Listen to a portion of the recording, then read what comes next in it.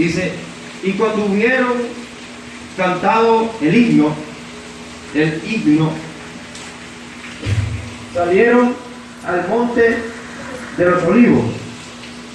Dice allí, y cuando hubieron cantado el himno, salieron al monte de los olivos. El pasaje comunica principalmente, o los pasajes que vamos a desarrollar durante este tiempo, no sé si lo están grabando. Pero acá.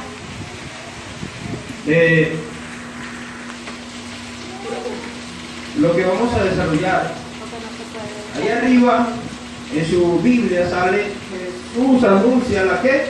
La negación de Pedro. La negación de Pedro. Pero antes de entrar allí a ese punto tan importante, vamos a meditar un poquito el primer versículo, que dice, y cuando hubieron cantado el himno, salieron al monte de los olivos. Primero, vamos a observar un poco el monte de los olivos. Vamos a ir allá, a aquel lugar.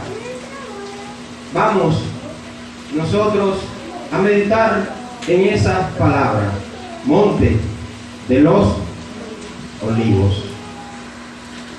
Era el lugar donde frecuentemente el Señor acudía, donde el Señor iba constantemente. Monte de los olivos. Es más, e incluso se encontraba allí el día que fue arrestado. En Israel es considerado uno de los lugares más sagrados de la Tierra Santa. Imagínense, es considerado uno de los lugares más importantes. Santo, dice, más sagrados, santos, que hay en la tierra de Israel. Era un buen lugar, entonces, ¿verdad que sí? El pueblo judío era importante ese lugar. Es más, Juan 8:1, que es para nosotros, que es nuestra base, que lo tenemos frecuentemente a nuestra vista. Juan 8:1. Todo el mundo se lo debe saber. Jesús se fue ¿a dónde? Al monte de los olivos. Entonces sí era importante para Jesús. Y aquí también está diciendo que luego de haber cantado el himno fueron al monte de los olivos.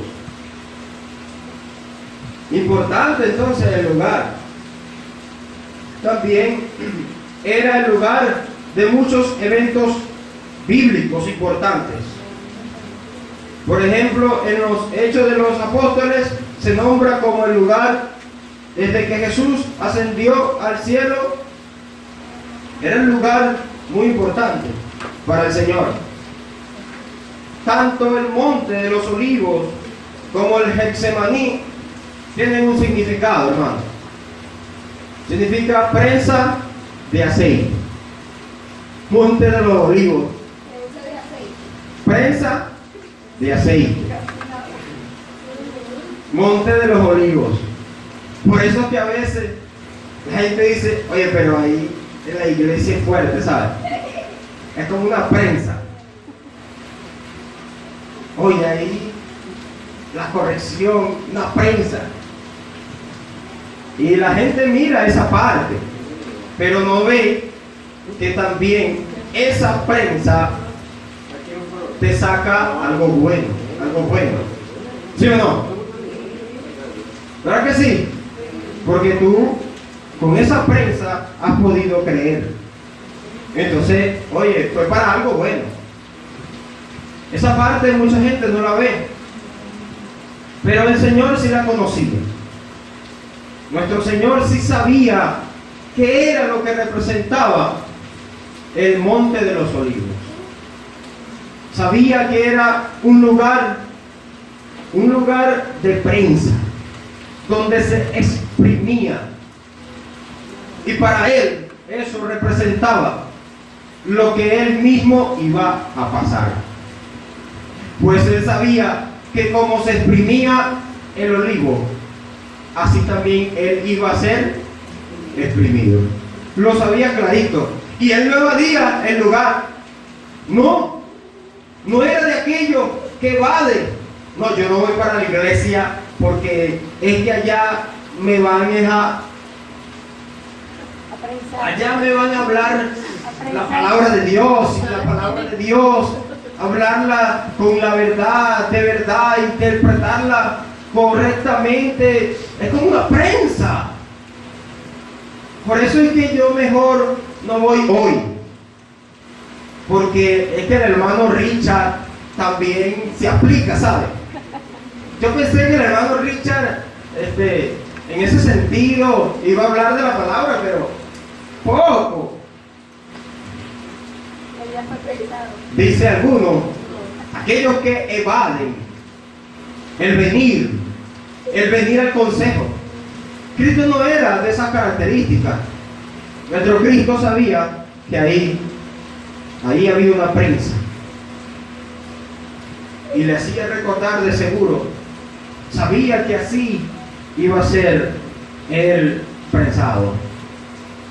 Así mismo como se saca el aceite del olivo, así mismo, hermano, él lo sabía. Pero él, con todo y eso, entró ahí, a ese lugar donde tal vez él iba a poder recordar las palabras del Señor, las profecías, que iba a ser molido, que iba a ser herido.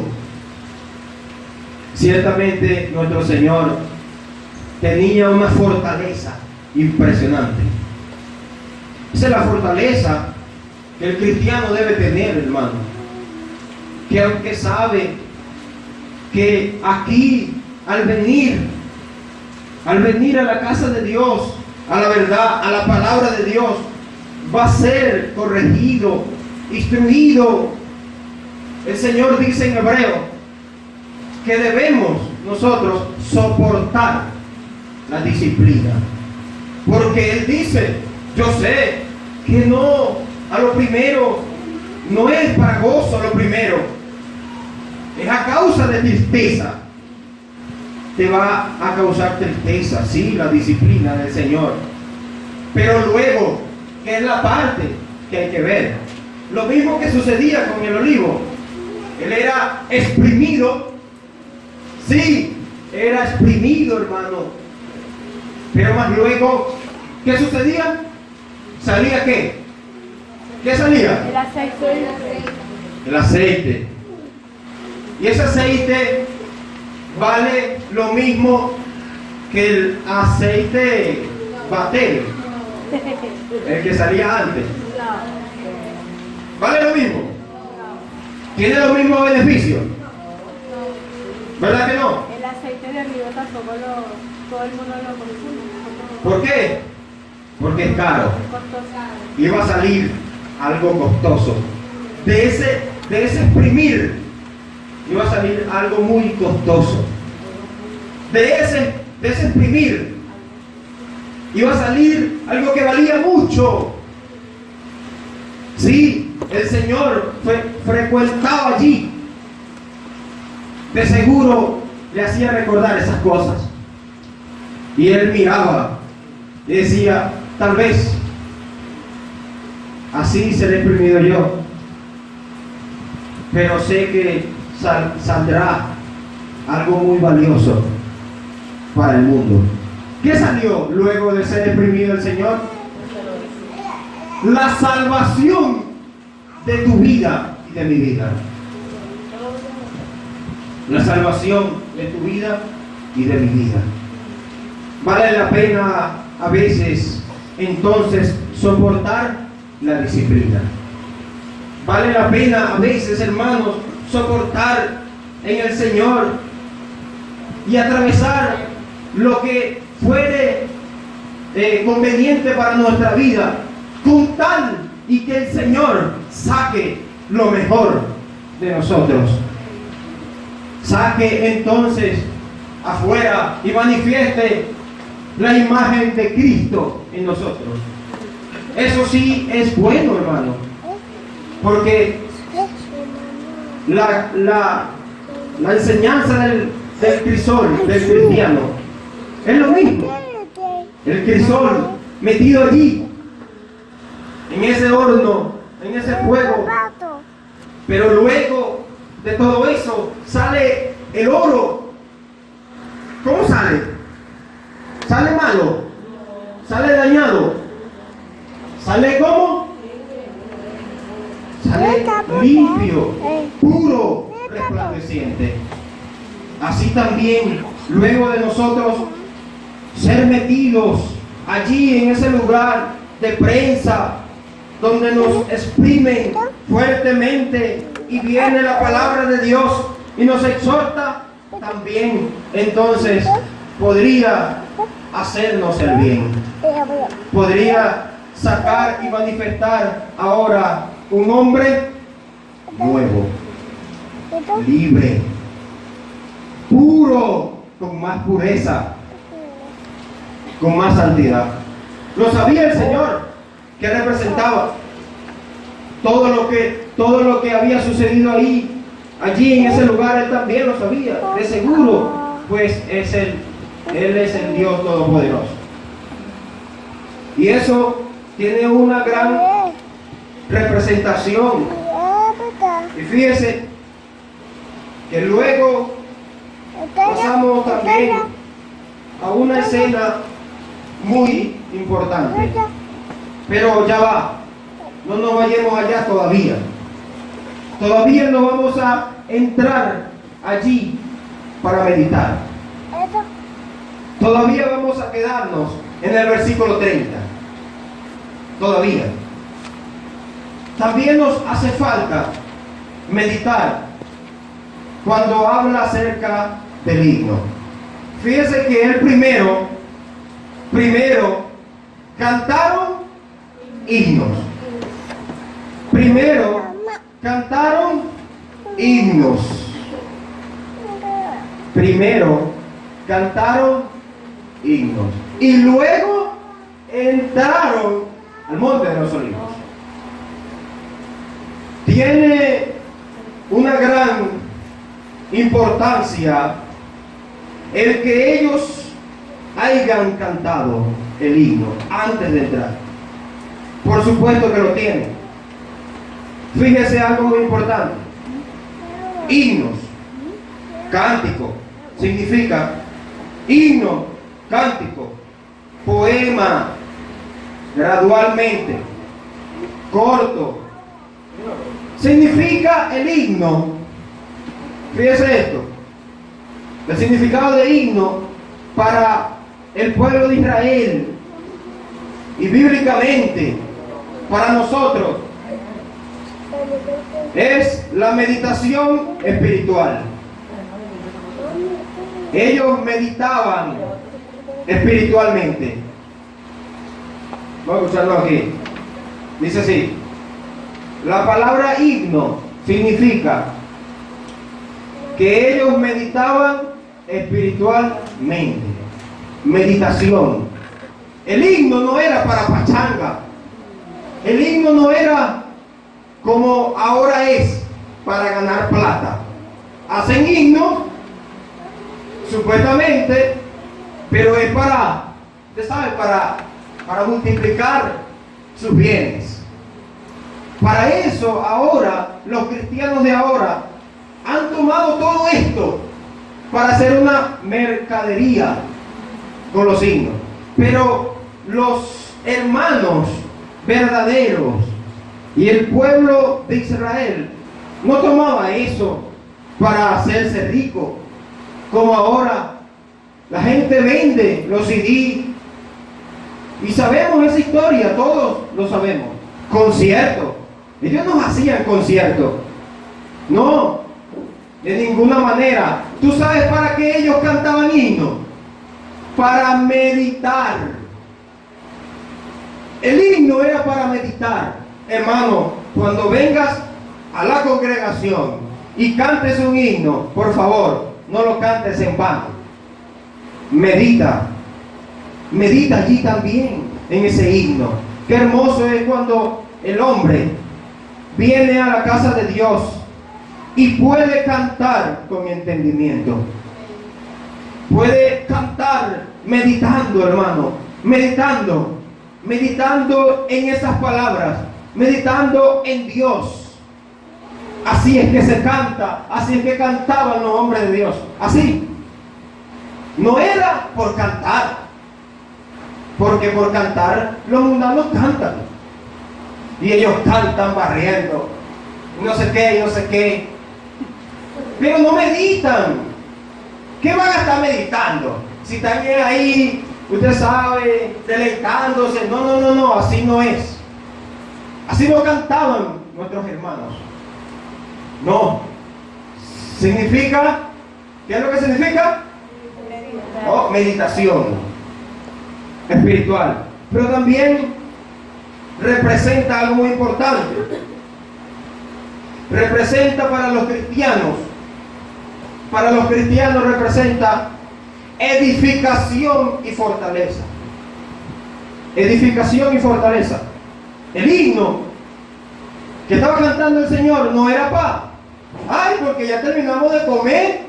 Bueno, vamos a cantar. Vamos a cantarle al Señor. Era para eso. Eso tenía también su significado.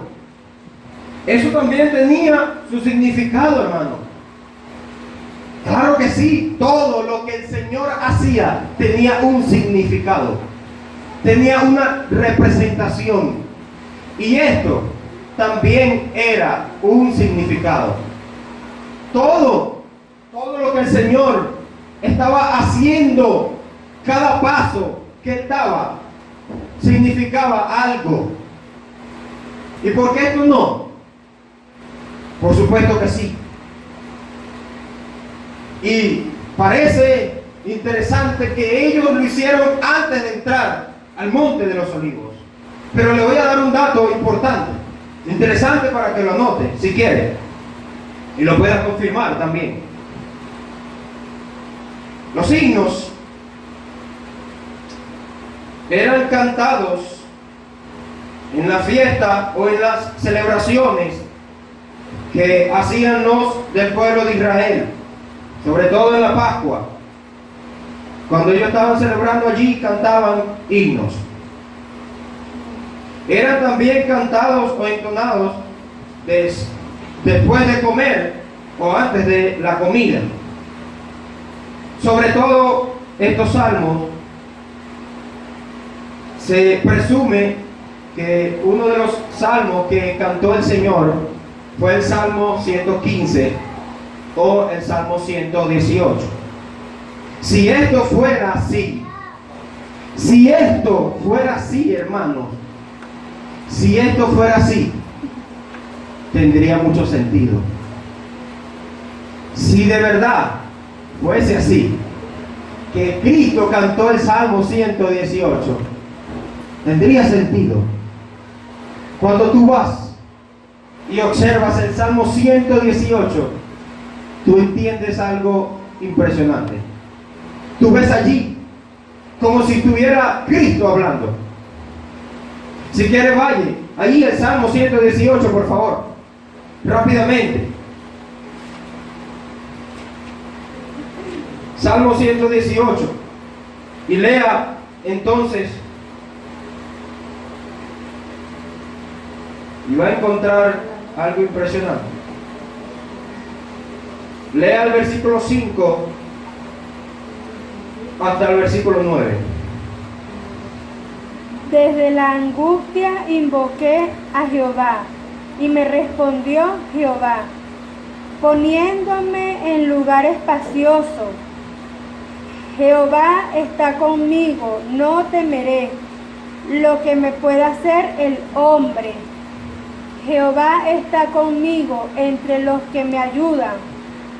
Por tanto, yo veré mi deseo en los que me aborrecen. Mejor es confiar en Jehová que confiar en el hombre. Mejor es confiar en Jehová que confiar en príncipes. Amén. Allí vemos entonces claramente que dice desde la angustia. Y una de las cosas que Cristo había estado comenzando era la angustia. La angustia de la cruz. Angustiado, dice entonces Isaías 53. Angustiado él, dice. ¿Cristo estaba angustiado? Sí, Isaías 53 lo dice. Angustiado, hermano. Y aquí dice, desde la angustia, fíjense, si fuera así, que Cristo cantó el Salmo 118, tendría mucho sentido, de verdad. Él se fortalecía con aquel himno diciendo lo mismo, tal vez. Señor, desde la angustia invoqué tu nombre y tú me respondiste. También allí en el Salmo 118, en ese salmo aparece unas palabras que fueron causantes de una escena luego de haber Jesucristo cantado. Él dice, mejor es confiar en Dios que en el hombre. Tal vez algunos dicen, ay Dios, yo no voy a confiar en nadie, porque aquí el Salmo me está diciendo que mejor es confiar en Dios. Por eso es que yo no confío en nadie. Yo no confío en el hermano, ¿sabes? No confío. No confío. No confío en el hombre, en aquel que sí, yo sé que es un hombre de Dios y todo, pero no confío. Es delicado. Porque aquí está hablando de hombres, no está hablando de santos, no está hablando de hombres sabios, íntegros, no está hablando de eso. En el hombre natural, en el hombre que no conoce a Dios. ¿Usted cree que yo voy a confiar en un pecador que mata, que roba, que hurta? ¿Podéis confiar en ese? No, de ninguna manera. Por eso dice el Salmo, mejor es confiar en Dios que confiar en el hombre. Dice.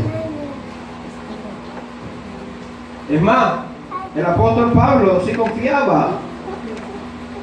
Él confiaba mucho y él lo decía en sus cartas. Confío de que vas a hacer esto y aquello. Sí, yo confío, decía. Es en el hombre natural. Y si tiene, hermano, si tiene un gran sentido. Pero ciertamente para el Señor todo esto era de fortaleza. Se fortalecía Él con todas estas palabras. Es muy importante entonces. Ya tenemos claro dos cosas. Ya tenemos claro Monte de los Olivos. Ya tenemos claro qué era lo que pasaba en el Monte de los Olivos. Incluso en Juan 8:1 dice que cuando él entraba al Monte de los Olivos, él pasaba mucho tiempo allí. Cristo pasaba mucho tiempo. Porque él salía en la mañana. Y se salió, en el versículo 2 dice, salió en la mañana a enseñar. Entonces eso significa que el Señor allí era donde recibía todas las verdades. En ese sentido, se fortalecía en la verdad y en todas las cosas que debía hacer. De allí entonces salía la enseñanza. A enseñar, salía él a enseñar. Así debe ser nuestra iglesia, hermano.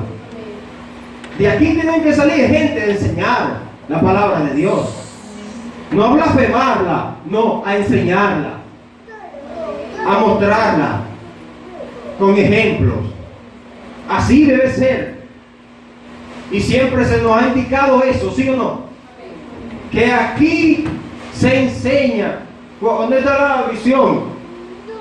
La visión, ahí está. Y la visión debe estar por aquí también.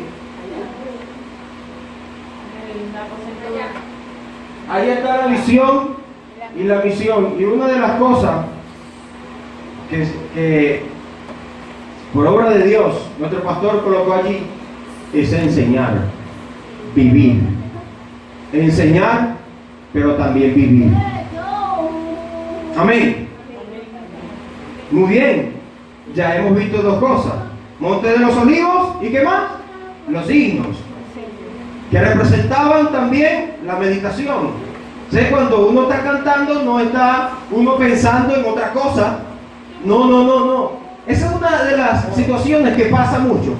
Y es que la gente está cantando y está pensando en otra cosa.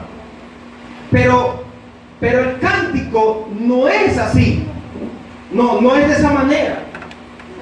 Sino que es para meditar. No puedes estar cantando aquí. Cantando, por decir, vamos a cantar: a mi Jesús, mi confianza en ti pondré. De repente está, ahora, Dios mío, ¿será que me va a llegar la bolsa, Señor? La bolsa de clase. No tengo como. Y está cantando, pero está pensando: mi confianza en ti pondré, la bolsa, Señor, y tú me ayudarás. Dios mío, y viene el aceite. Me voy a quedar sin aceite. El aceite es lo importante, Padre, le dice. Por favor, hermana y hermano, no hagáis eso. Canta con entendimiento. Allí es el lugar de la meditación. Creo que la iglesia necesita aprender cómo cantar. Necesita cantar con entendimiento. Por eso es que hay tanta gente, cuando está cantando, está distraído. ¡Ah, Dios! Cualquier cosa, ¡pum, pum! Lo mueven para allá y para acá. Se cae, escuche, casi que se cae una aguja y la escuchan. Impresionante. ¿Usted cree que esa persona está meditando? Está meditando. No, se está en la nube. ¿Sabes? Se está en... Dios mío. No, hermano. Está metido en la bolsa. De ninguna manera. La meditación, pero también era para fortaleza, para edificación. Se edificaban, se animaban con los himnos. Cuando tú vienes a cantar, no es solamente para cantar. Llegan aquí y cantan. Y cantan, bueno, vamos a poner aquí, porque hay victoria. Porque hay victoria, y cuando salen de aquí, ¿qué victoria y qué victoria? Yo lo que ando es un problemado. Yo no tengo ninguna victoria. Epa, pero el himno debería haberte hecho fortalecer tu vida, edificarte, animarte el himno. Para eso es que ellos cantaban. Por eso es que Cristo, escuche, estaba cantando, hermano, himno. ¿Tenía un significado, sí o no? Muy importante, porque lo que a Cristo le venía no era cualquier cosa, y él necesitaba esa fortaleza. ¿En qué sentido? Para enseñarnos a nosotros. Él necesitaba hacer todas estas cosas para enseñarnos a nosotros. Por supuesto que sí. Muy importante, hermano. Creo que esta parte es muy, muy importante para nosotros. Para edificación, para animarnos. Es el himno. Otra de las cosas, y fíjate que quería, para terminar esta parte, que se llevó bastante tiempo, pero era necesario, quería terminar esta parte. Los cristianos de la iglesia primitiva, los primeros cristianos también cantaban himnos.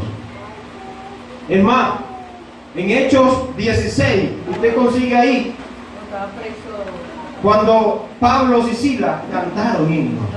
¿Usted cree que ellos cantaron porque tenían miedo? porque, tú sabes, para sentir paz, así como como cuando ponen el instrumental, como para relajarse, ¿sabes? Era para encontrar mucho más que eso. Era para animarse. En medio, fíjate, y ellos estaban cantando en medio de toda esa situación. En la cárcel estaban cantando. Allí con el cepo en los pies, atados, en aquella celda tan oscura y tenebrosa, cantaban himnos con entendimiento, hermano. Se fortalecían. Podríamos entonces decir que se fortalecían con el cántico. Amén. Muy importante esa parte. Por favor, entonces, sigamos meditando lo que estos versículos quieren seguir transmitiendo.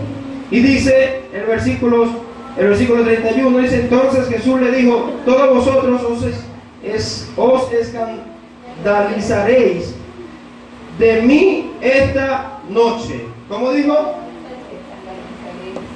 Todos ustedes se van a escandalizar de mí esta noche. Es muy importante ver allí algo que el Señor le estaba haciendo ver a los discípulos. ¿Qué quería el Señor transmitirle a ellos con todas estas cosas? ¿Qué quería? ¿Qué era lo que quería Cristo transmitirle? Primero, que las palabras de Dios son veraz. Son veraz. Vamos a volverlo a leer. Dice: entonces Jesús le dijo: todos vosotros os escandalizaréis de mí esta noche. Dice: todos vosotros todos vosotros os escandalizaréis de mí esta noche, porque escrito está: heriré al pastor y las ovejas del rebaño serán dispersados. Inmediatamente vamos a Isaías 53, donde allí habla un poco al respecto de esta profecía. Isaías 53, rápidamente, para ir avanzando.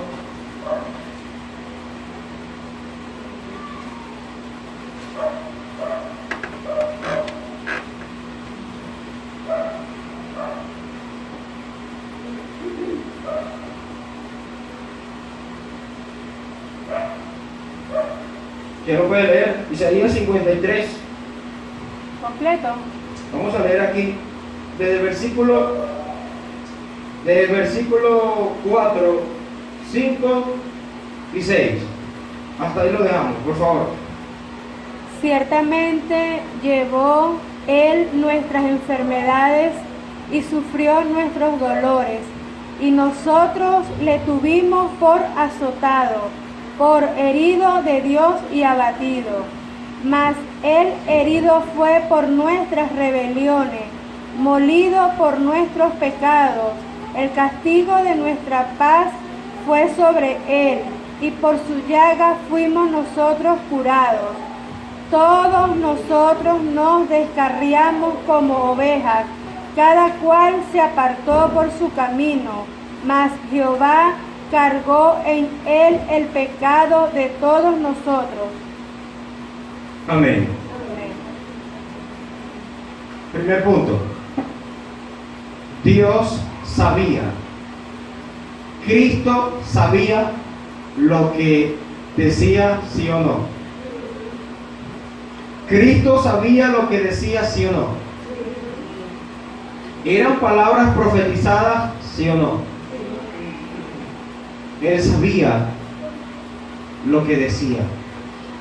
nosotros debemos entender eso de nuestro Señor, que Cristo sabe lo que dice, lo sabe a perfección, pues Él es el sabio Dios. Él es el sabio Dios, hermana y hermano. Él es el sabio. Él sabe lo que dice. Perfectamente sabe Dios. Al Señor se le atribuye, es un atributo de nuestro Dios, que Dios es omnisciente, lo sabe todo, lo conoce todo. Es más, ya antes de todo esto, nosotros lo hemos visto, lo habíamos visto en Judas, en todos ellos. Él descubría el pensamiento de sus corazones, sabía perfectamente lo que pensaba. Dios sabe lo que dice. Es muy importante que nosotros captemos esta idea, porque hoy todavía el Señor continúa eficazmente hablándonos a nosotros.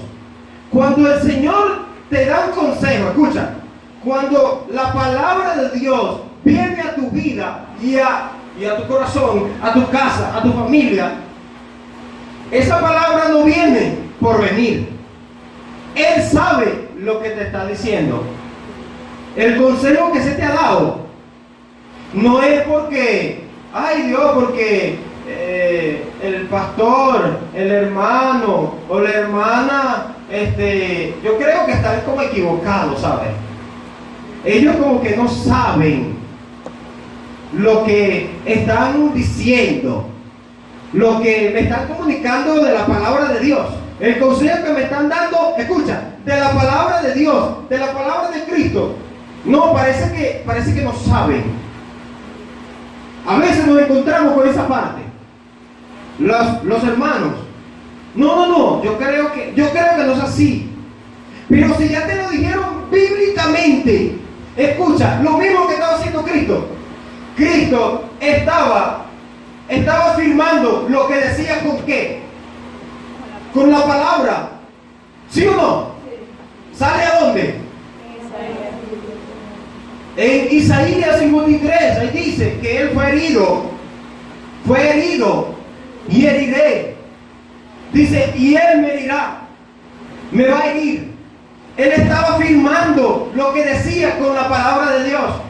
Hermano, tomemos ahora ejemplo, principio, por favor, y apliquemos a nuestra vida estas cosas.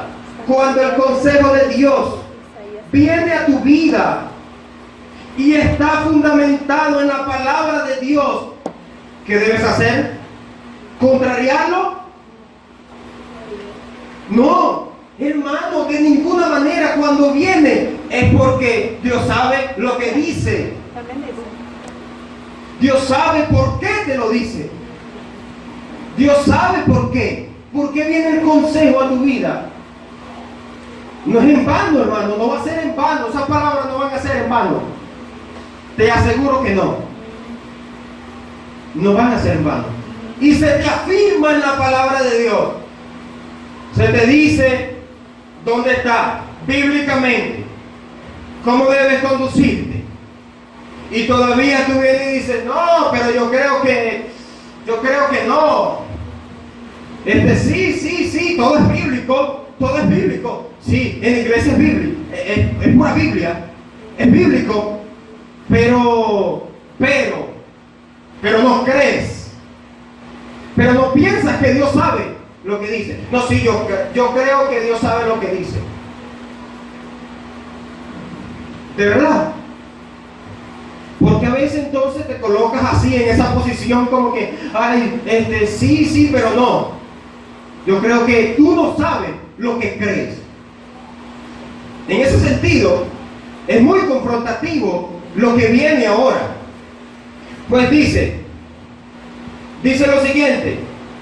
Volvamos a Mateo 26. Sigamos en la meditación. Dios sabe. ¿Cómo dice?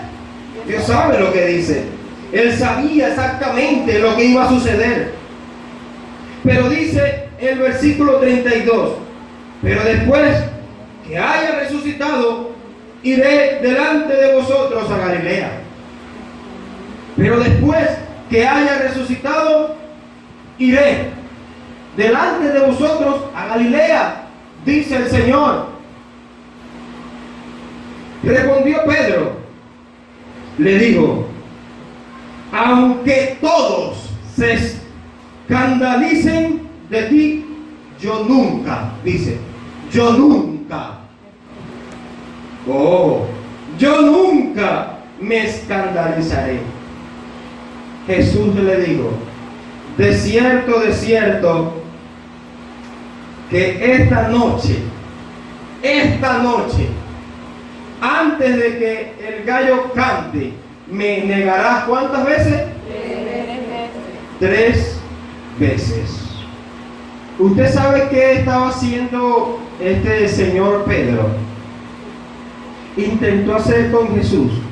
Él intentó hacerle creer algo a Jesús que él no era.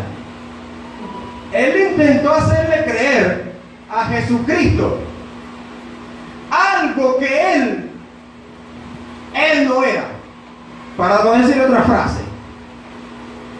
Y así a veces se encuentra en el corazón de mucha gente. Verdaderamente esta es una palabra muy importante para nosotros.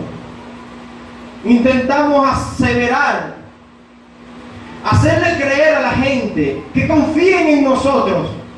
Intentamos decirle con palabras. Escucha, porque aquí aquí son palabras. Pedro estaba comprometiendo su vida, afirmando, prometiendo con palabras. Todavía no habían hechos. Y ese es el contraste, ciertamente, que se encuentra en estos tiempos también. Intentan decirnos, yo tengo amor. Yo tengo amor. Claro que sí tengo amor.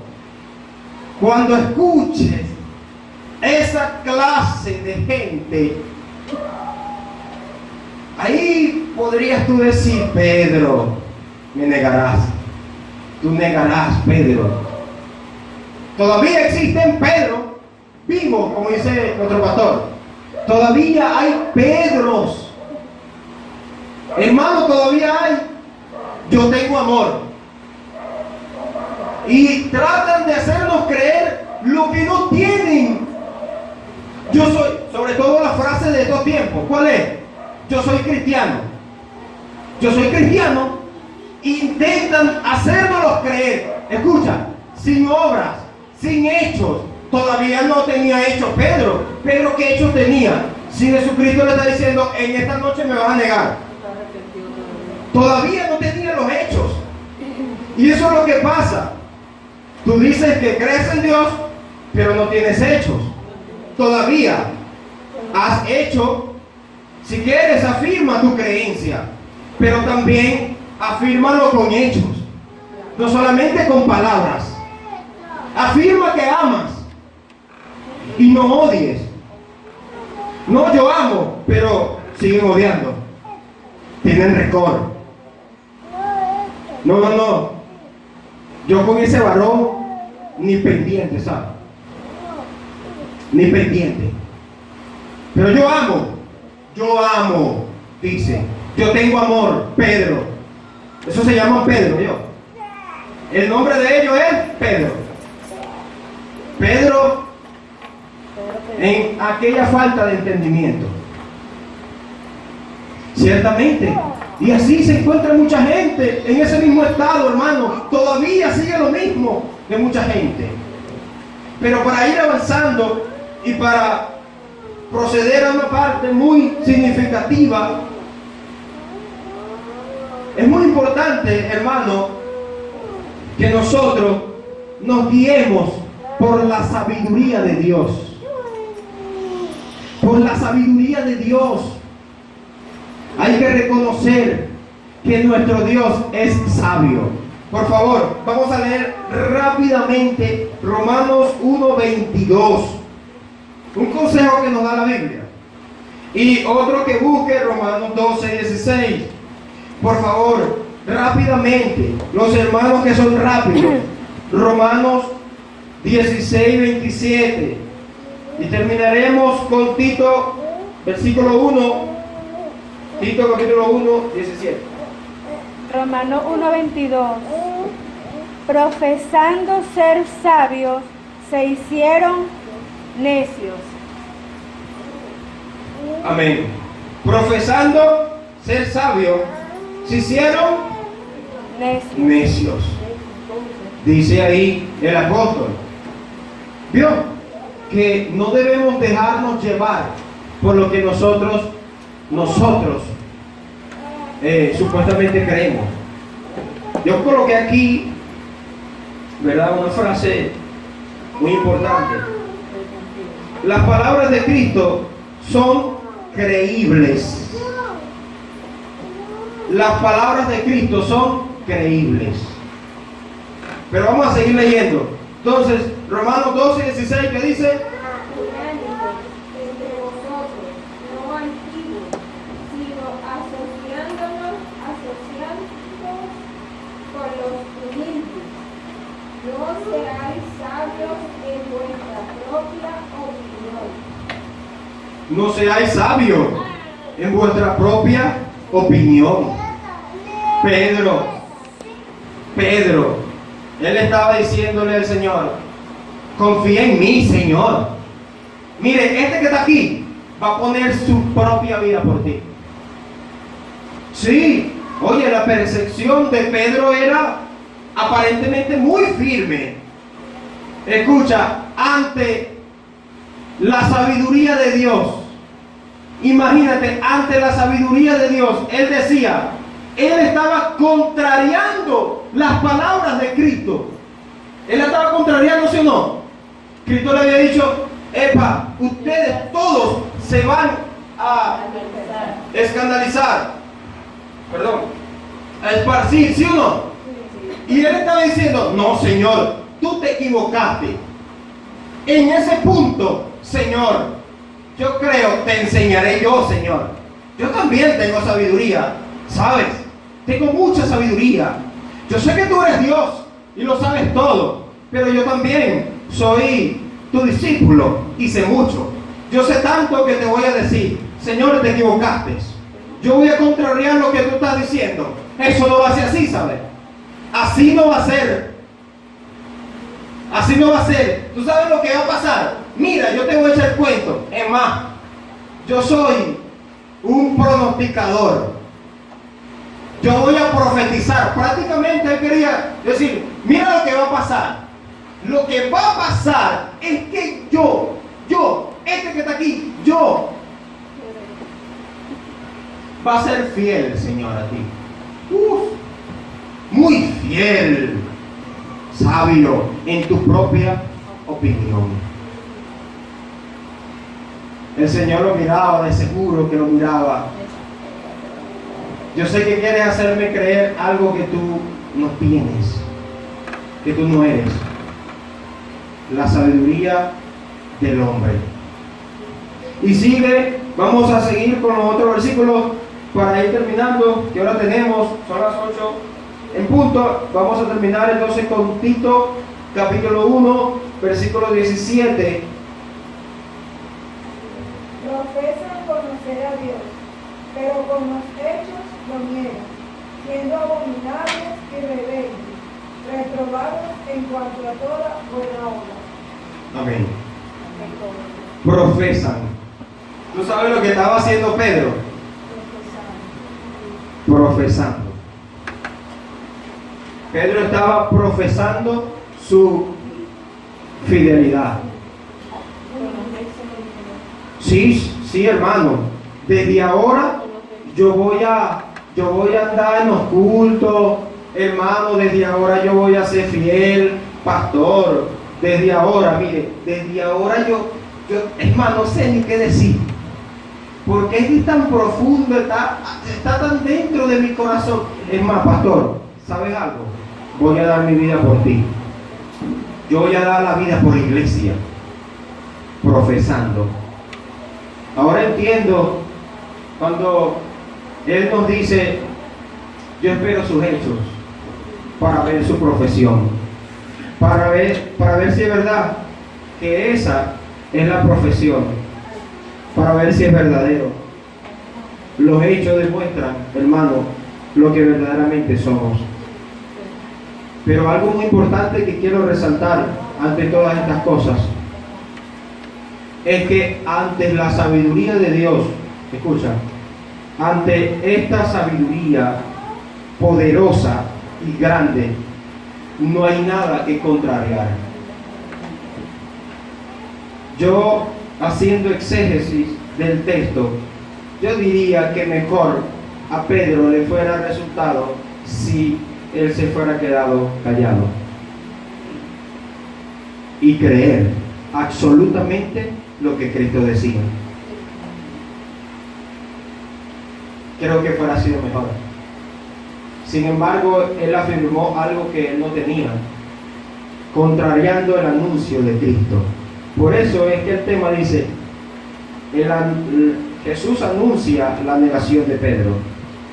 La clave aquí del texto es lo que Cristo estaba diciendo, lo que Cristo sabía que iba a suceder y que ocurrió exactamente como él lo dijo. Y nuevamente retomo esta parte para irnos, cuando el consejo de Dios viene a tu vida y te está hablando y te está exhortando y corrigiendo y escucha, y tú compruebas, porque el hombre lo sabe, lo comprueba, se le comprueba en los ojos. Allí la palabra de Dios sí es verdad, sale en la escritura. Quédate en silencio mejor y no contraríes. No, ya esa parte no, de esa historia no. Espera primero. Creo que es mejor. Dice aquí, las palabras de amor,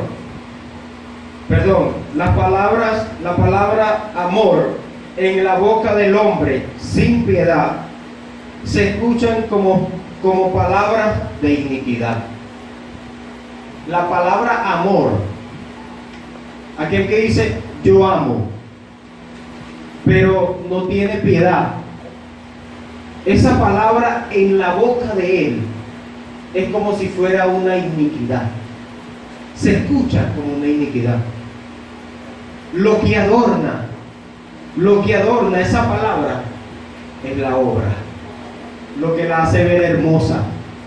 Cuando tú dices soy creyente, soy fiel, soy servidor, soy colaborador, yo amo, lo que adorna esa palabra, lo que la hace hermosa, linda, digna, estimable, es que tú lo hagas con hecho.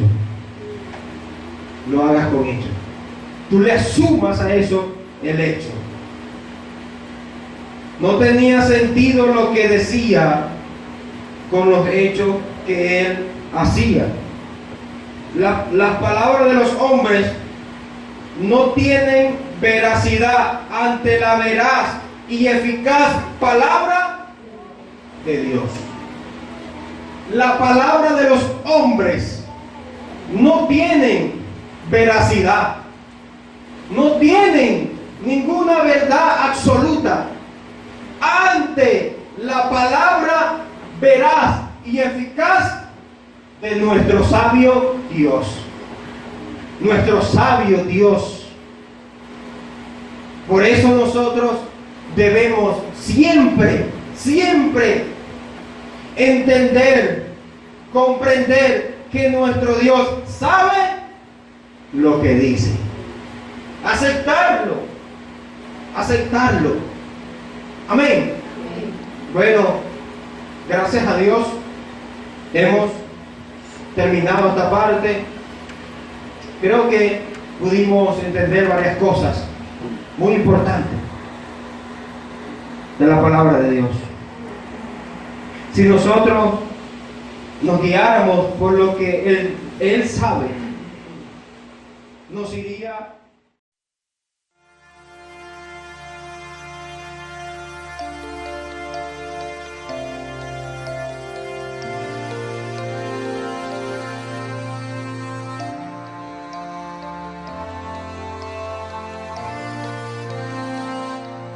levantaré hoy el fundamento, sus calzadas restauraré,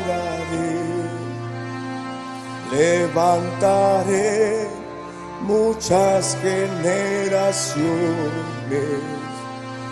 y su tierra sanaré, dice el Señor.